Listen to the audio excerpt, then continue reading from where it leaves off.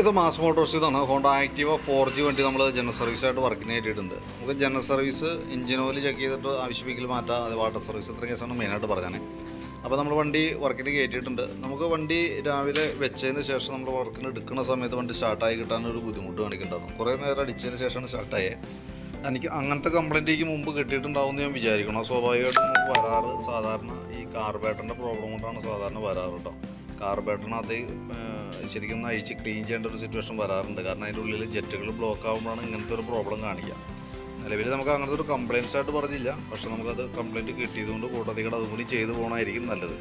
നമ്മൾ സർവീസിനോടനുബന്ധിച്ച് ബാക്ക് സൈഡിൽ നമ്മൾ ഭാഗങ്ങൾ ചെക്ക് ചെയ്ത് വരുന്നുണ്ട്. ബാക്കിലത്തെ ബ്രേക്ക് ലൈനറൊക്കെ നമുക്ക് നോക്കുമ്പോൾ അഡ്ജസ്റ്റ് ചെയ്യാനുണ്ട്.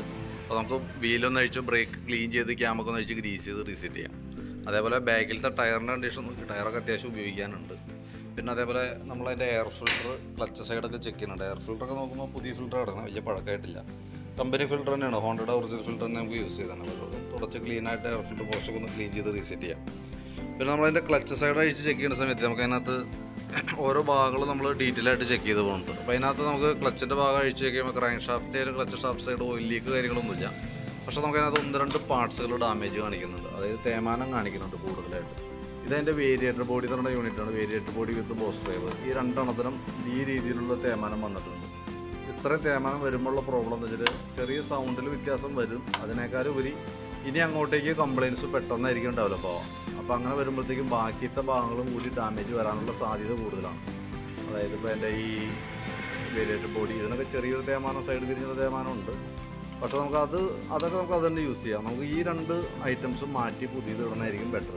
കാരണം എന്തായാലും നമുക്ക് അടുത്ത സർവീസ് വർക്ക് എടുക്കുന്നൊരു തോന്നണില്ല. അതിനുള്ളിൽ നമുക്ക് ഒന്നല്ല എന്തെങ്കിലും സൗണ്ടായിട്ടോ അതല്ലെങ്കിൽ മറ്റേ പീസിലേട് പൊട്ടി എന്തെങ്കിലും കാരണം കൊണ്ട് നമുക്ക് കയറ്റേണ്ടതായിട്ട് വരും. പിന്നെ അതേപോലെ ബെൽറ്റിൻ്റെ കണ്ടീഷൻ കൂടി നമ്മൾ ചെക്ക് ചെയ്ത് വിടുന്നുണ്ട്. നമുക്കിതുമേ യൂസ് ചെയ്തത് കമ്പനി ബെൽറ്റ് തന്നെയാണ്, ഹോണ്ടയുടെ ഒറിജിനൽ ബെൽറ്റ് തന്നെയാണ്. പക്ഷേ അതിൻ്റെ നമ്മൾ ഈ ഭാഗമൊക്കെ ശ്രദ്ധിച്ചാൽ ഇപ്പോൾ ഞാനിപ്പോൾ ഒരു മാർക്ക് ചെയ്യാൻ വേണ്ടിയിട്ട് വേസ്റ്റ് വെച്ചാണ്. ഈ ഭാഗത്തൊക്കെ പൊട്ടലൊരല്പം കൂടുതലായിട്ട് കാണുന്നുണ്ട് ഈ സൈഡൊക്കെ കേട്ടോ. അത് നമ്മളുടെ ഉപയോഗം അനുസരിച്ചിട്ടാണ് ബെൽറ്റിൻ്റെ ലൈഫൊക്കെ വരാം. ഈ സൈഡിലേക്കൊക്കെ നോക്കുമ്പോൾ ഇതിൻ്റെ ഉള്ളിലേക്കൊക്കെ പൊട്ടൽ നോക്കുമ്പോൾ ഓരോന്ന് ഇച്ചിരി ഡീപ്പായ രീതിയിലേക്കുണ്ട്. അപ്പോൾ നമുക്ക് ബെൽറ്റ് കൈയോടെ മാറ്റിയിട്ടില്ല എന്താ പ്രോബ്ലം എന്ന് വെച്ചാൽ നമുക്ക് ഇനി ഇടയ്ക്ക് ബെൽറ്റ് പൊട്ടി വഴി കിടക്കേണ്ട സിറ്റുവേഷൻ വരും. കാരണം നമുക്ക് അടുത്ത സർവീസ് വേണ്ടത് 4 മാസം അല്ലെങ്കിൽ 3000 കിലോമീറ്റർ കൂടും. 4 മാസം കൂടുമ്പോഴാണ് നമുക്ക് സർവീസ് വരാം. എഞ്ചിൻ ഓയിലൊക്കെ 3000 കിലോമീറ്ററിൻ്റെ അടിസ്ഥാനത്തിലാണ് ഓയിൽ ചേഞ്ച് വരും. അപ്പോൾ 4 മാസം ഓടുമെന്ന് എനിക്കൊരു പ്രതീക്ഷയില്ല. കാരണം നമ്മളെ ഈ വണ്ടിക്കാണെങ്കിൽ നല്ല ഓട്ടമുള്ളതാണ്. ലോക്കൽ ഓട്ടമാണെങ്കിലും നിർത്തിയുള്ള ഓട്ടം ആവശ്യം പോലെ ഉണ്ട്. അപ്പോൾ മാറ്റി വിടണമായിരിക്കും കുറച്ചും കൂടി ബെറ്റർ കേട്ടോ. ക്ലച്ച് യൂണിറ്റൊക്കെ ഇവിടെ തുരുമ്പൊക്കെ കാണിച്ചു തുടങ്ങിയിട്ടുണ്ട്. അപ്പോൾ അതൊന്ന് ഫുള്ളായിട്ടൊന്ന് അഴിച്ച് ഗ്രീസ് ചെയ്ത് റീസെറ്റ് ചെയ്യാം. പിന്നെ അതേപോലെ ഞാൻ ഈ പറഞ്ഞ രീതിയിൽ കാർബേറ്റർ കൂടി ഒന്ന് അഴിച്ച് ക്ലീൻ ചെയ്താൽ നല്ലതാണ്. അപ്പോൾ ഞാൻ എസ്റ്റിമേറ്റിൽ അതും കൂടി ഉൾപ്പെടുത്തിയിട്ട് ഞാൻ പറയുന്നുണ്ട്. നോക്കിയിട്ട് വീഡിയോ കണ്ടതിന് ശേഷം നോക്കിയിട്ട് റിപ്ലൈ ആയിട്ടാണ്. അതേപോലെ ഹെഡിൻ്റെ ഭാഗത്തൊക്കെ ചെറിയൊരു ലീക്കേജ് ഉണ്ട്. അത് മേജറായിട്ടുള്ളതില്ല, അതാ ഓയിൽ മയം വന്നപ്പോൾ പൊടി പിടിച്ചിട്ട് ഈ കണ്ടീഷനിൽ ഇരിക്കണമെന്നുള്ളൂ. അപ്പോൾ ആ ഭാഗം പ്രശ്നമുള്ള കേസല്ല, ചെറിയൊരു ലീക്ക് ഉണ്ട് അവിടെ നിന്നാലും. പിന്നെ ഫ്രണ്ടിലേക്ക് വരുമ്പോഴത്തേക്കും നമ്മളതിൻ്റെ ബുഷുകളൊക്കെ ഒന്ന് ചെക്ക് ചെയ്യാൻ വേണ്ടി അയച്ചിട്ടുണ്ട്. അപ്പോൾ അതിൻ്റെ ലിങ്കിൻ്റെ ഈ വന്ന 2 ലിങ്കിൻ്റെയും ബുഷുകളൊന്ന് അയച്ച് ഗ്രീസ് ചെയ്ത് റീസെറ്റ് ചെയ്യും. ഇവിടുത്തെ ഒരല്പം പ്ലേ കാണുന്നുണ്ട്. അപ്പോൾ അതിൻ്റെ ഉള്ളിൽ വന്ന മെറ്റലിൻ്റെ കോളർ ബുഷ് മാത്രമേ നമുക്ക് മാറ്റിയിടാം. പക്ഷേ ഈ ഫ്രണ്ടിലത്തെ ഷോക്കിൻ്റെ വരുമ്പോഴത്തേക്കും ബുഷ് നല്ല രീതിയിൽ ഓവലായിട്ടുണ്ട്. അപ്പോൾ അതൊന്ന് ചേഞ്ച് ചെയ്തിട്ടേക്കാം. ഫ്രണ്ടിലത്തെ ബ്രേക്ക് ലൈനർ നമ്മൾ ചെക്ക് ചെയ്തു, കമ്പനി ലൈനർ കിടക്കണേ, ഹോണ്ടയുടെ ഒറിജിനൽ ലൈനർ തന്നെയാണ്, പുതിയ ലൈനർ കിടക്കണം കേട്ടോ.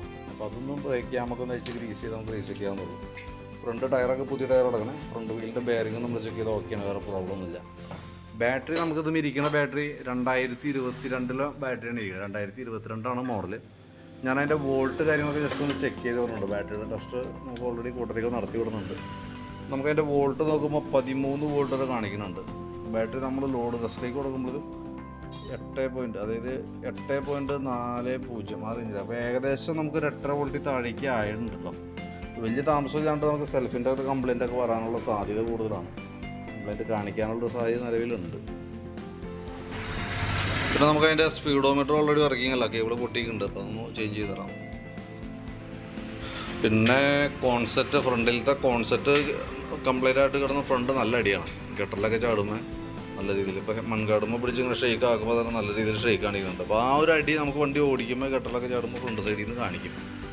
അപ്പോൾ അത് അഴിക്കണമെന്നുണ്ടെങ്കിൽ ഫുള്ളായിട്ട് അഴിച്ച് കോൺസെപ്റ്റ് മാറ്റി പുതിയത് റീസെറ്റ് ചെയ്യേണ്ടതായിട്ട് വരും. അപ്പോൾ ഓൾറെഡി അങ്ങനെ കംപ്ലയിൻറ്റ് ഉള്ളപ്പോൾ മൊത്തം ബോഡിയിലേക്ക് അത് എഫക്റ്റ് ചെയ്യുന്നത്. ഈ വൈസറിൻ്റെ ഭാഗം പൊട്ടിപ്പോയാണ്, ഈ സൈഡൊക്കെ മൊത്തം പൊട്ടിയിരിക്കണം കേട്ടോ. ഐറ്റം ഉണ്ടെങ്കിൽ മാറ്റാനാണ് പറഞ്ഞത്. പക്ഷേ ഈ ഒരു കളറും ഒരു പ്രോബ്ലമാണ്. നമ്മൾ ഈ കളറിലേക്ക് കിട്ടണമെന്നുണ്ടെങ്കിൽ സ്റ്റോക്ക് ഉണ്ടാവില്ല. അതൊക്കെ നമ്മൾ ബുക്ക് ചെയ്ത് വരുത്തിയിട്ട് വേണം മാറ്റാനായിട്ട്. അത് നോക്കിയിട്ട് പറഞ്ഞാൽ മതി. അതനുസരിച്ച് നമുക്ക് വണ്ടി ഐറ്റം ബുക്ക് ചെയ്ത് വരുത്തി മാറ്റിയെടുക്കാം. അത് നടക്കുള്ളൂ. ബ്ലാക്കും വൈറ്റൊക്കെ ആണെങ്കിൽ പിന്നെയും കിട്ടും. ഇതൊക്കെ ആകുമ്പോൾ കിട്ടാൻ ബുദ്ധിമുട്ടാണ് കളറ്. പിന്നെ സ്പാർക്ക് പ്ലഗ് നമ്മളൊന്ന് അഴിച്ച് ക്ലീൻ ചെയ്തിട്ടുണ്ട്. വലിയ പഴക്കമില്ല. എയർ ഫിൽറ്ററിൻ്റെ കൂട്ടത്തേക്കൂടെ മാറ്റിയിട്ടാണ് പ്ലഗ്. ജസ്റ്റ് ഒന്ന് ക്ലീൻ ചെയ്ത് കിട്ടിയാൽ മതി. സെക്കൻഡറി ഫിൽറ്റർ യൂണിറ്റും ക്ലീൻ ചെയ്തിട്ടാൽ മതി. എഞ്ചിൻ ഓയിൽ ചെക്ക് ചെയ്തിട്ട് മാറ്റാമെന്ന് പറഞ്ഞാൽ. അപ്പോൾ ഓൾറെഡി നമുക്ക് മാറ്റുന്ന ടൈമാണ് കേട്ടോ. അപ്പോൾ എഞ്ചിൻ ഓയിലും കൂടി കൂട്ടത്തേക്കൂടെ മാറ്റി വിടുന്നുണ്ട്. അപ്പോൾ ഞാനതിൻ്റെ ഏകദേശം ഒരു എസ്റ്റിമേറ്റ് നോക്കിയിട്ട് ഡീറ്റെയിൽസ് പറയാം. അതിനകത്ത് നമ്മളിപ്പോൾ എഞ്ചിൻ ഓയിലും കാർബറേറ്റർ ക്ലീനിങ്ങും അതിനകത്ത് ഉൾപ്പെടുത്തുന്നുണ്ട്. അതേപോലെ ഫ്രണ്ടിലത്തെ കോൺസെപ്റ്റ് അതിനകത്ത് ഉൾപ്പെടുത്തുന്നുണ്ട്. അതെല്ലാം ഉൾപ്പെടുത്തിയിട്ടുള്ളൊരു എസ്റ്റിമേറ്റാണ് ഞാൻ വാട്സാപ്പിൽ ഇടുന്നത് കേട്ടോ.